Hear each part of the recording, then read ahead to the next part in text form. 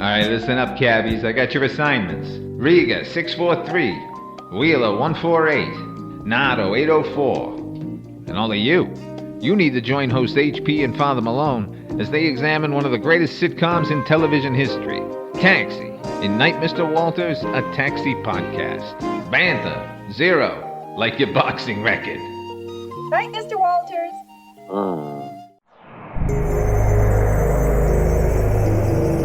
We're in Wayne Media.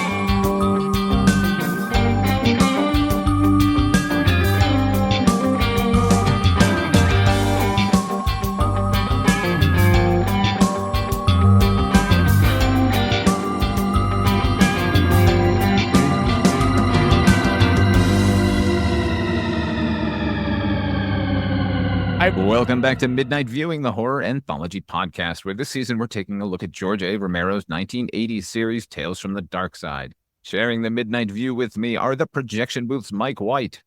You dirty rats. And from the Culture Cast, Mr. Chris Stachiw. I prefer to be referred to as my stage name, Spiffy Remo.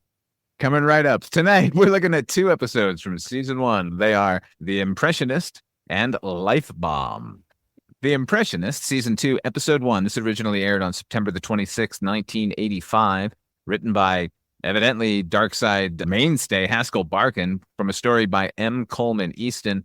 And this was directed by friend of Midnight Viewing, Armand Mastroianni. We interviewed Mr. Mastroianni a few weeks back. That episode is available separately. I encourage you to go check it out. The man is fascinating and talented and incredibly affable. Anyway, this one stars Chuck McCann, Bobby DeCicco, Jack Andreozzi, and Claudia Templeton as Hofgosh. This is about a past his prime nightclub comic impressionist who's roped into a Men in Black-like scenario where he is tasked with communicating with a captured alien by the power of mimicry. Chris, what did you think of this one? I'm surprised you didn't draw the more apt comparison to, what was that movie called? Contact. Was it Arrival, the Amy Adams movie? Where it's like right on the board and then the aliens. Is that not what this is? But with the little frog alien instead? I actually thought it was Close Encounters while I was watching it. I thought I was having a close encounter of the bizarre kind. It's fine. It was a fine. It's fine. I mean, the conceit is bizarre, to say the least. It's very Tenuous? Last Starfighter-y. If Last Starfighter is less tenuous than this, they're just like, this guy does impressions. So he's the most reasonably suited person to interact with an alien. I will say, because you were unable to join us for the episode of Columbo that we did with Chuck McCann, at least we get to talk about Chuck McCann finally. Yeah. Yeah. So here's Chuck McCann doing a little whatever. I don't know what he's doing. This is a strange segment because I ultimately, what's the point, I guess? I couldn't figure out what the point was. Let me just say that much and see what everyone else has to say.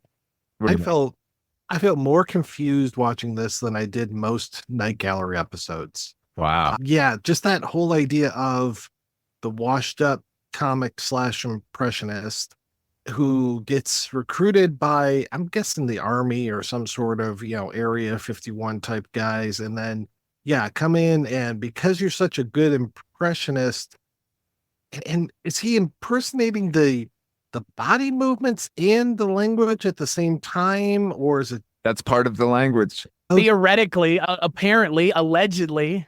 Yeah, and he's there trying to get the formula for fusion, which will change everything. Thank you, Bobby DeCicco. Yeah, this one left me very, very cold. And then when it ended, it just, man, oh man, did it end. It ended, and it sure did. Yeah, Spiffy Remo. Mr. Personalities, Spiffy Remo. It was his act was kind of like listening to Dana Carvey nowadays, doing George Bush and stuff. In 1980, he's doing Stan Laurel from 1940. Well, I just kept wondering. I'm in the club to see him do Charlie Chaplin, everybody. Hilarious. Who the fuck is finding this funny? And the audience is eating it up. And that's what I thought that this gig was when it came to the whole episode. I was like, oh, he must be in some sort of a hellscape nightclub where he can do or say anything and it will make the audience laugh because he's not funny. I thought this was kind of like one of those Twilight Zone reboots where it was like, oh yeah, and then my wife cheated on me and the whole audience goes crazy. Tim Thomerson, babe. I'm like waiting for that, and yeah, that was bizarro when they were laughing like crazy. Oh, the act's just not what it is, says his agent/manager Pudgy. At least he wasn't named Effendi, because that was the other thing that reminded me of this. It was like, oh, we need another story about comedians. God, no. And also on top of everything else, comedians are the least interesting people according to media, because they're all just like the most obvious stereotypes of human beings. Like, he's an impressionist who does the most on the nose, lazy impressions known to man. Even at the time, they would be lazy. He does both Laurel and Hardy. And announces each impression. That's the best part of the act. Stan Laurel. Oh, wait, what? Okay. Now you stacked the deck against me there, even though it's still not going to be an enjoyable impression. Hit us with Jack Benny. TJ Castronova, producer on the show, is in the front row of this audience during the nightclub act. He might be to blame for nudging the audience into this paroxysms of fucking hilarity. Pudgy, using a tiny penknife to slowly cut open an orange. It's the most horrific thing we've seen on Tales from the Dark Side. Aside from his little fucking coke nail, his little pinky coke nail. Ooh, yay. Signed it's 1984. 85 now. I think it would take more than a hastily thrown together national security badge to let somebody put a bag over my head and put me in their car and take me away. Oh my God.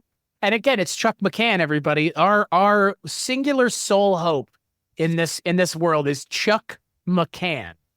Chuck McCann. I don't, you know what? I was not on that Columbo episode. So what is your, it sounds like you're goofing on Mr. Chuck McCann, and I want to know what your actual impression is.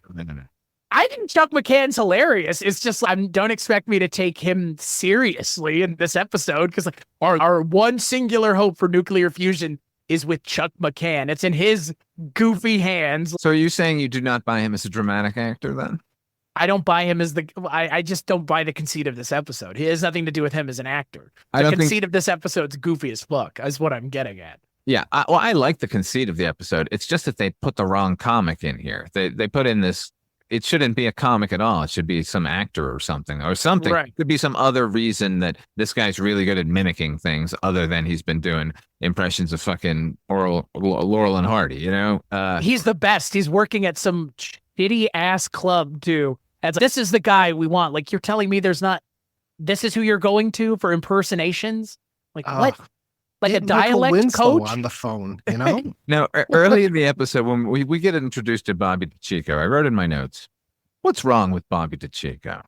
He was the lead in 1941, and now he's doing bit stuff on Tales from the Dark Side, right? What's wrong with that guy? Is it, but here's the thing. Later in the episode, I answered my own question, because later I wrote, DeCicco is a terrible actor. Now I get it.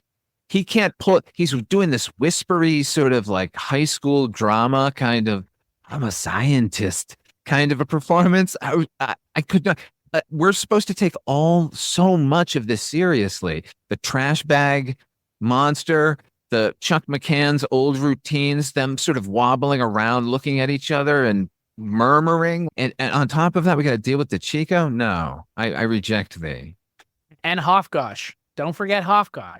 The alien named Hofgosh. And fingered with a big old butt for a head. Hey, you know what? I actually like the design of the head of that creature. I thought that looked good. I don't know. I'm just a sucker for that era.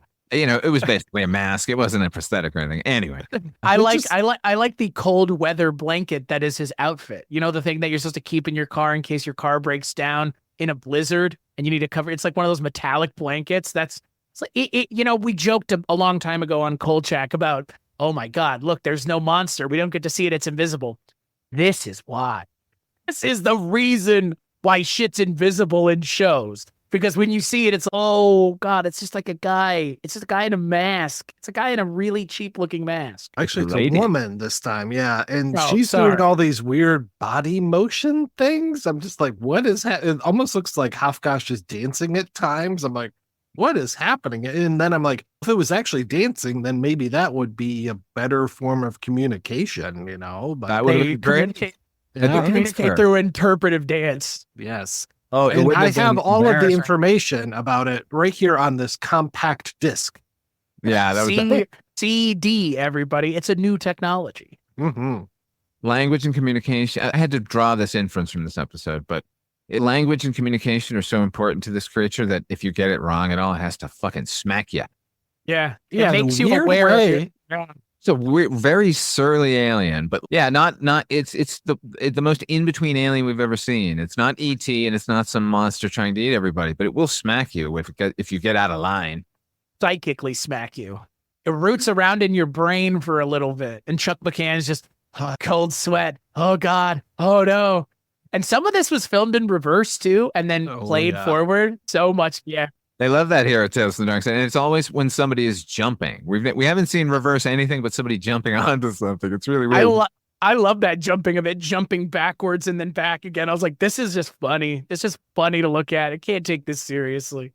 Oh yeah, it's okay. And what's the story with the other scientist, the one that actually kidnaps him? Because it's, I'm going to bring you over here, and then immediately be like, no, this guy sucks. Let's go. It's wait, give him a shot, would you? Yeah. The killer outside agent, who's all intimidation, and then why go to such length?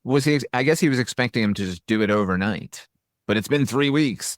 3 weeks with an alien? An alien only 3 weeks? Only 3 weeks? When they send him in for the first time, they say, put on this headset, you'll be able to understand him in English. And I'm like, well, if you already have that, What mimicry?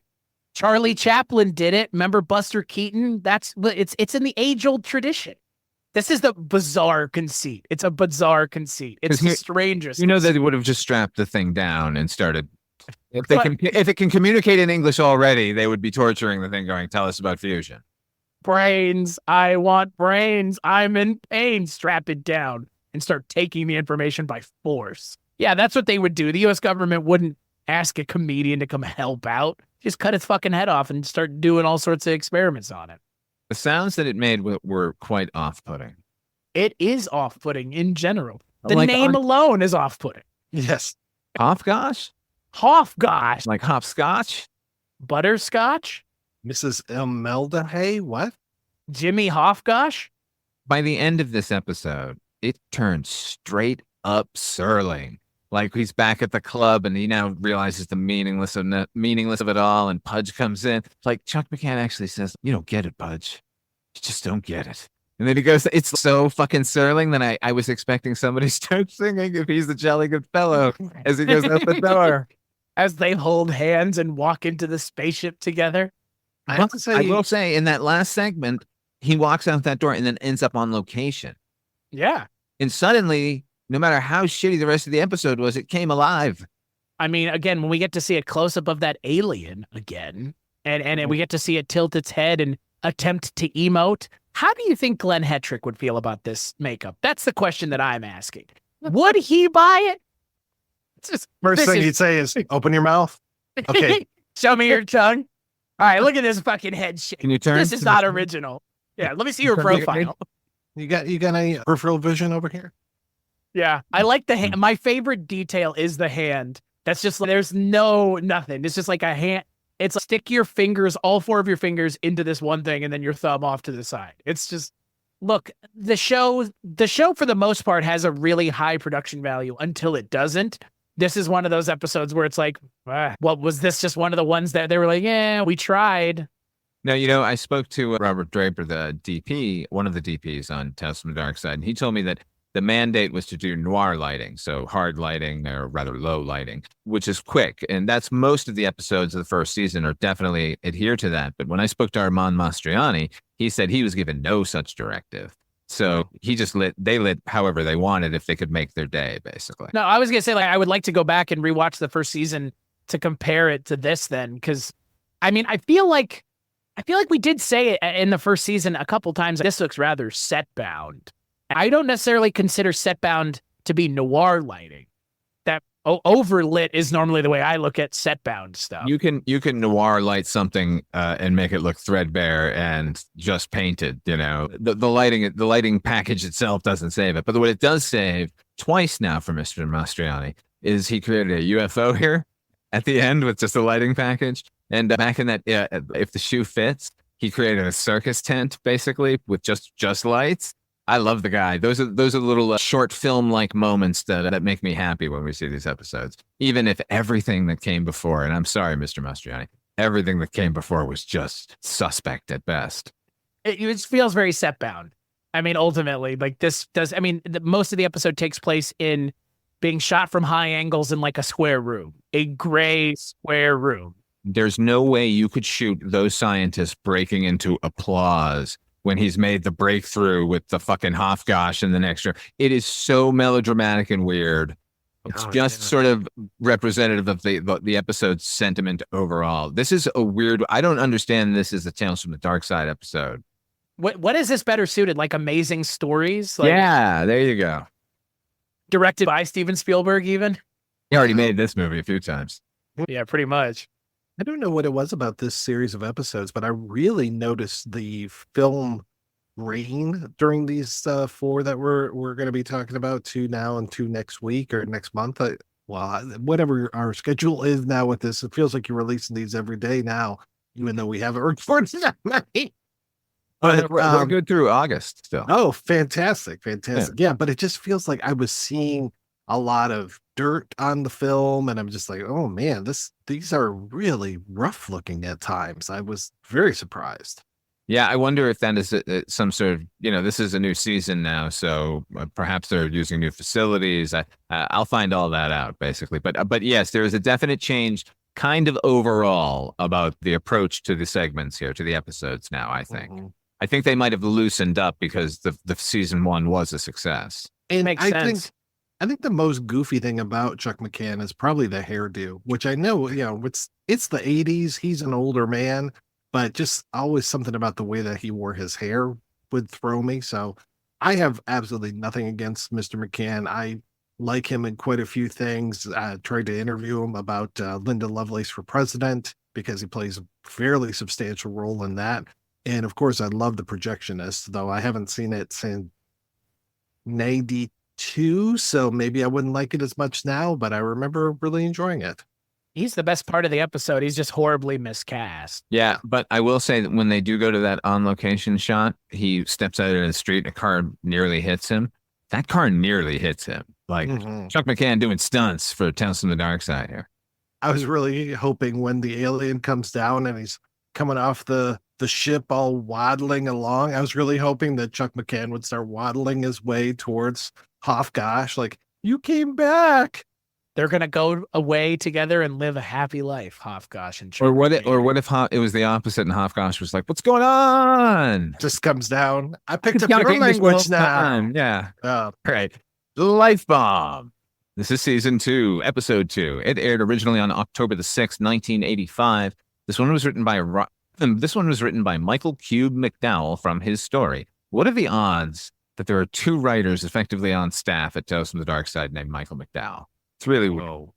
Directed by Frank De Palma. This one stars Bill Macy, who most people probably know him from Maude, Maude from the 1970s. He was also in The Jerk. Damn these glasses. Yes, sir. I damn thee. And he was in My Favorite Year. He shows up in Columbo in the 90s. He has a special place in my heart because he's one of 3 known celebrities that are from my hometown of Revere, Massachusetts. Bill Macy is one of them. I'm always excited when he shows up anywhere. Anyway, this one also stars Robert Reisel and Samantha Harper. This is the story of an insurance agent and a most unusual product that doesn't pay dividends after you die. It makes sure you never do. What do you think of this one, Mike?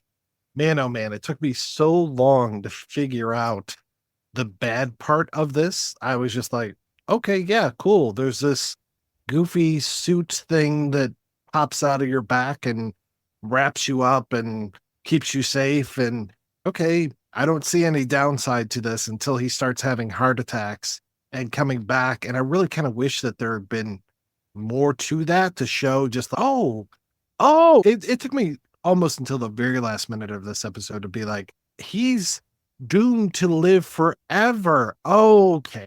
This suit is going to keep him alive, and he's going to keep having heart attacks because he's a complete asshole. And then he's going to be brought back to life by this guy in the red suit. And that's it. And I'm like, okay, it took us 29 minutes to get there. It took a long time for me to finally get to this end point and just say, sorry, 22 minutes and just go, oh, okay. That was a clever idea. Very poorly executed. What do you think, Chris? Yeah, no, I feel almost identical to the way that you do. I mean, I like the idea. The conceit is interesting, but and the special effects are amazing. Okay, we didn't have to go that far. Now we're just being unfair. We're just being off that stop motion madness, like the shields on the '89 Batmobile. The Wizard of Speed and Time is just like, what the fuck was that?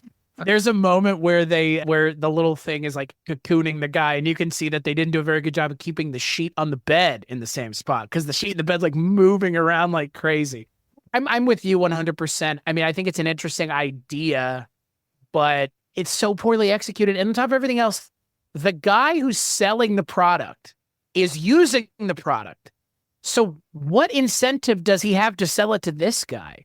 There needed to be something of, once I pass it on to you, I am now forgiven of this and I no longer have to deal with it. There needed to be some aspect to this, some sort of stakes, because there aren't any. This reminds me a lot of the one with James Hong that we just talked about, where it's like, it's just this like business asshole kind of getting his just desserts, I guess. But again, this is another one of these weird things where it's like the guy is just a workaholic. I don't think that makes you a bad person.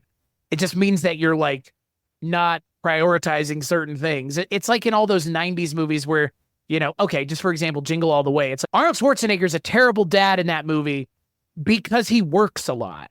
And it's, but yet this family lives in a giant house and all this shit. And it's, I've never understood demonizing people for working a lot. And this is another one of these kinds of characters where it's like, he works a lot, therefore he's an asshole. And it's like, yeah, I guess. The other character in the other episode where he's like murdering people he doesn't like makes a lot more sense to have him get this, you know, there's a fate worse than death treatment. I don't think the premise in this episode makes a lot of sense. And if you're going to go the direction they go, the lead of the piece has to be a real piece of shit. And he's just kind of an old man. He is pretty well a piece of shit, though. I mean, yeah, he works for this mining company. Yeah, he runs a mining company. There was a cave-in and more than 20 people died. And he's fucking bitching the entire time about the $30 million payout that will absolve them of any future trouble with those people. Are you kidding me? I was like, I loved this episode and I was loving this episode. And like you said, Mike, I was going, I don't really see the downside to any of this. This is pretty good. And then what I wrote in my notes was, oh no, the miners. Now I get it.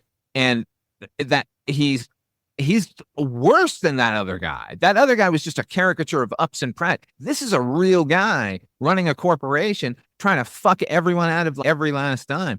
At the end of this episode is a tragedy, and I feel bad for the character because it's a horrible thing. But at the same time, as far as just desserts go, this is perfect for me. This is exactly what I'm looking for from a Tales from the Dark Side episode. I agree. It's a little clunkily sort of constructed because they don't give us the actual here's what the twist is until the final few moments of the episode. It would have come better earlier. But once the twist sort of popped into my head that these corporations are going to keep you enslaved forever, which I did not see the angle coming at all. That's a marvel to me. And then what that scenario does, it makes death the only win. And that's why I love Tales from the Dark Side. God's going to get him for that. I mean, I don't disagree with you. I mean, I see where you're coming from. Yeah. I mean, I think in terms of what it is going for, yeah, it does pull it off. But I think we are at least in agreement. It's clunky. right? Oh, yeah. It's not well directed. That's the problem with it, because the writing is good. All the performances are super solid. A little bit not on his wife, but even that sort of those exchanges between him and his wife, because he's a cocksucker at home too. Yeah. Like, she's not great, but that scenario, I never felt let's get to the supernatural or anything when I was with these characters. I was in it, but I don't know. Mileage may vary, but I bought into this one mostly because Bill Macy seems like a genuine and decent human being. So when he's playing an asshole, oh my God, I haven't wanted a character to burn this hard in forever, because a character hasn't been this well defined or portrayed on the show in a while. His performance is really spectacular, especially when he just goes off the deep end and starts screaming his lungs out. It's pretty impressive. And I'm just very happy every time he goes to reach for his chest. I'm like, yeah, this is what you get, motherfucker. The first note I have on this is that I love the music, and this is a different contributor than ordinarily on the show. Ken Lauber is his name. So I looked him up, and he composed the music for a sitcom from 1980 called Mr. and Mrs. Dracula. Do you know this one, Mike? No, I can't say I've ever heard of this one. Oh boy, Tales from the Dark Side, double whammy, starring Dick Shawn as Dracula. Whoa. And Paula Prentice as Mrs. Dracula. Oh, wow. The Dracula family moves into an apartment in the Bronx. Wasn't she, because I always get the Princess, they're sisters, right? And one of them was in Saturday the 14th. I mean, it sounds like it's cut right out of that cloth. That is Paula Prentice, yes, married to Richard Benjamin. That episode, that Dracula show, Mr. and Mrs. Dracula, it's on YouTube. Everyone go watch it. It's Mr. and Mrs. Dracula, the pilot. You're gonna have a blast. Oh, I don't know. You guys got anything more on this one? No, I'm just gonna sign out and go watch Mr. and Mrs. Dracula. I do like the Tales from the Dark Side does seem to be bothering itself with sticking it to corporate dickheads of the 80s, because this is what, the second or third episode that we've gotten like this in the run of the show so far. And compare and contrast that to Twilight Zone 85, where we would be with that corporation owner trying to figure out where he went wrong and what he needs to do to fix it. Some magic, come help me. What turn did I take that should have been left when I went right? Did I marry the wrong woman? Am I a jolly good fellow? We all come to a path in the road. The path less traveled in the Twilight Zone. Yep. But, though, that is the thing about this show. At least this show, at the end of the episodes, it is... Twilight Zone 85 didn't feel as mean-spirited at times as this show does. This show has a little bit of that mean spirit to it, which I appreciate.